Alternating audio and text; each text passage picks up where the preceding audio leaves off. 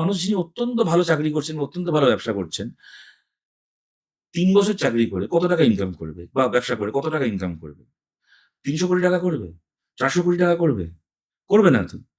আমি বলছি দেখুন তার মানে তৃণমূলের জন্য এদের প্যাকেজটা কি? প্যাকেজটা তো মন্দ না যে ভাই তুমি চুরি করে, স্মাগলিং করে, কয়লা পাচার করে, গরু পাচার করে, চাকরি বিক্রি করে ১ম এ ৳৩০০,০০,০০,০০০ ৳৪০০,০০,০০০ কামাও। তারপরে ধরা যদি পড়ো নামকা বাস্তে ২ বছর, ২.৫ বছর, ৩ বছর জেল খেটে আসো। ৩ বছর পরে জেল থেকে বেরিয়ে ৳৩০০,০০,০০,০০০ ৳৪০০,০০,০০০ সম্পত্তি বাকি জীবনটা ভোগ করো। তো কি খারাপ বলুন এটা? আজকে আমাকে যদি বলা হয়, আপনাকে যদি বলা হয় যে ৩ বছর তোমাকে কোথাও একটা থাকতে হবে, তার বদলে ৳৩০০,০০,০০,০০০ নিয়ে তুমি বাকি জীবনটা ভোগ করবে। কে রাজি হবে না বলুন তো? আপনি রাজি হবেন না? কে রাজিটা হবে না?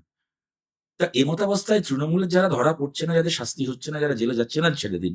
যারা জেলে যাচ্ছেও, এই অনুব্রত বলুন, মদন মিত্র বলুন, পার্থ চ্যাটার্জী বলুন, এদের খারাপটা কি হলো বলুন তো? ৩-৪০০ কোটি টাকা ইনকাম করে ৩ বছর জেলে ঘুরে আসছে। এই কুণাল ঘোষ। এর অসুবিধাটা কি আছে এতে? বাকি জীবনটা ওই টাকায় টাকা পায়ের উপর পা তুলে ভোগ করবে। আর আমি একটা অপরাধ করলে আমাকে শাস্তি পেতে হবে। এই স্বাভাবিক নিয়মটা যদি সমাজে না থাকে, এই স্বাভাবিক ভয়টুকু যদি আমার মনে না থাকে, তাহলে আমাকে কে আটকাবে এই সমাজে? আর আমি যদি কোথাও ৳৫০০,০০,০০,০০০ ইনকাম করি, তাহলে আমার কাছে কোনো ব্যাপার? ভোটের আগে ৳৫,০০,০০,০০০ তার মধ্যে থেকে খরচা করে একটা ভোট জিতে যাওয়া। কি লাগে বলুন তো?